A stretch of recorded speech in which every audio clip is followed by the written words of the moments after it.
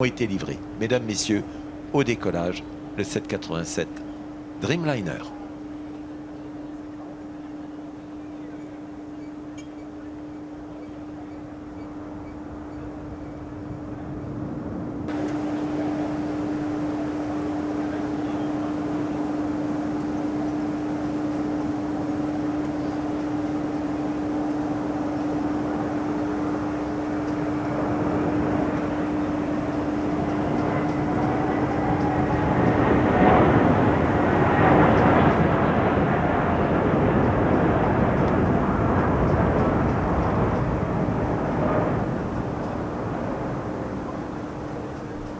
Chaque jour, plus de 1400.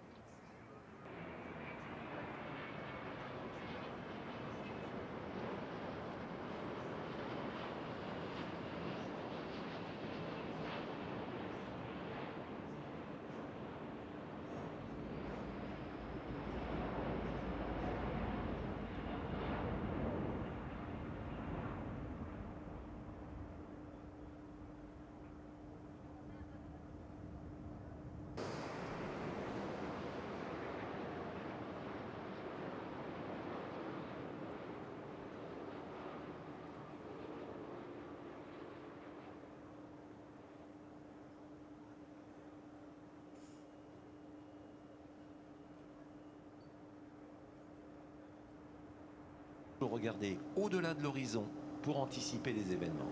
En fait, un véritable réflexe de pilote.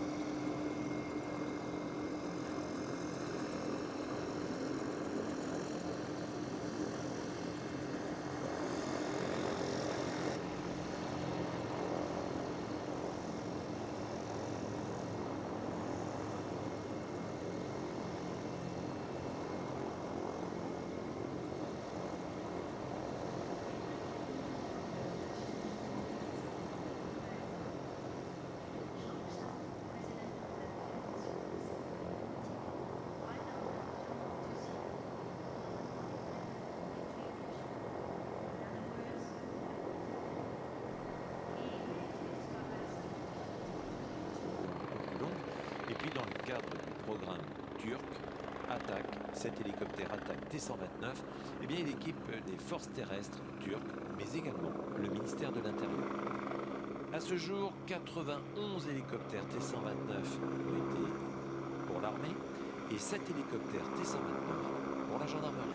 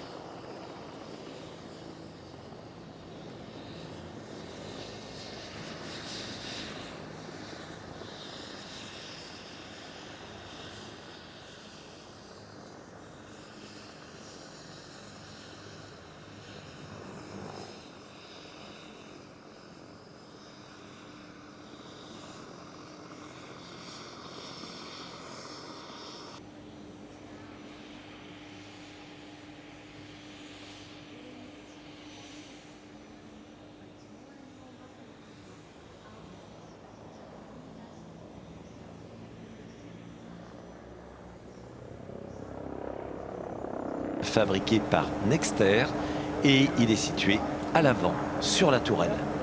L'ajout de réservoirs supplémentaires de carburant lui permet de prolonger ses missions et bien sûr d'assurer des convoyages. Son viseur de toit gyrostabilisé, il est situé juste en dessous du rotor et ça lui permet de naviguer, d'observer, de guider ses armements et tout cela avec une précision extrême. Cela va de jour comme de nuit. L'équipage assis en tandem sur des sièges blindés, eh bien cet équipage est équipé d'un casque Tomahawk, ce qui permet aux deux membres de l'équipage d'utiliser tous les armes blindées. Si le Tigre c'est un hélicoptère multirôle, eh bien il est également conçu pour le combat aérien comme les avions de chasse et c'est pour cela que cet hélicoptère a la capacité de faire des loopings avec son rotor rigide.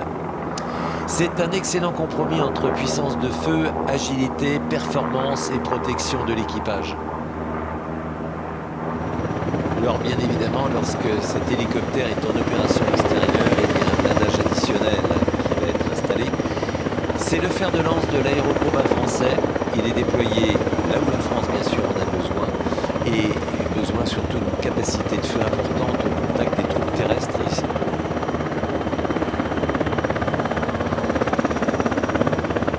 Cet hélicoptère, eh bien, au même titre que le char Leclerc, le canon automoteur Cisars, le char léger aérien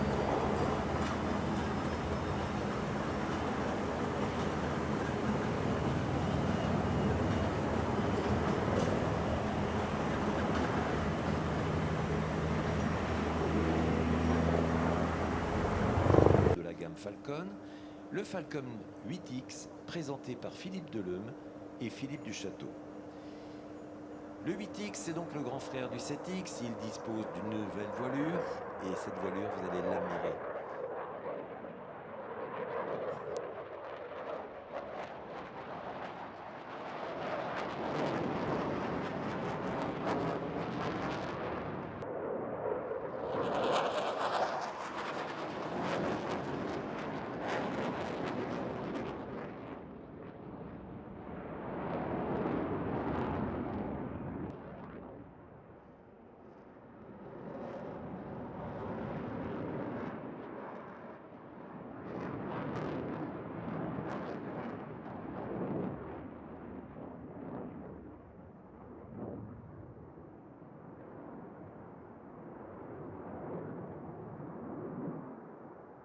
Mission bien particulière, présenter le fer de lance de l'aviation française, le Rafale.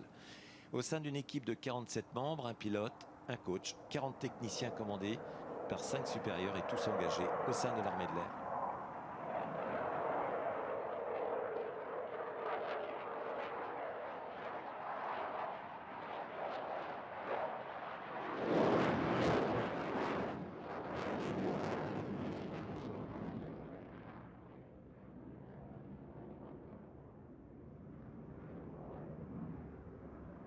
construite autour de cet avion hors norme.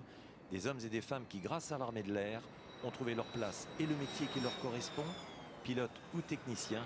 Ils ont tous participé à valoriser l'excellence de cet outil sensationnel pour ensemble vaincre et protéger par les airs.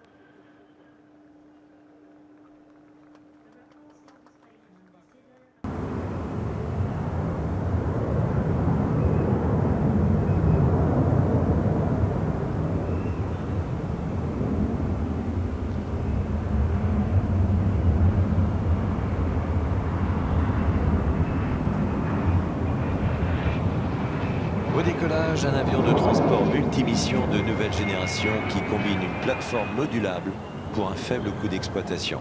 Cet avion, c'est le KC-390. Il est piloté par le capitaine Marcio Jordao et capitaine Eduardo Carvacalo.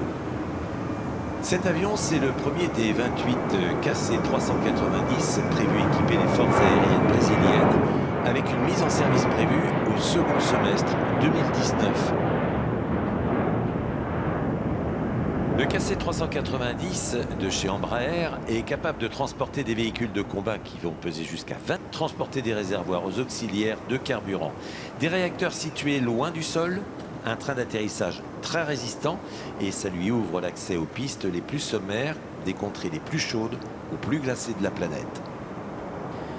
À la disposition des pilotes, une vision nocturne et une suite complète de systèmes d'autoprotection parce qu'il faut accomplir les missions les plus exigeantes avec un système fly-by-wire totalement complet.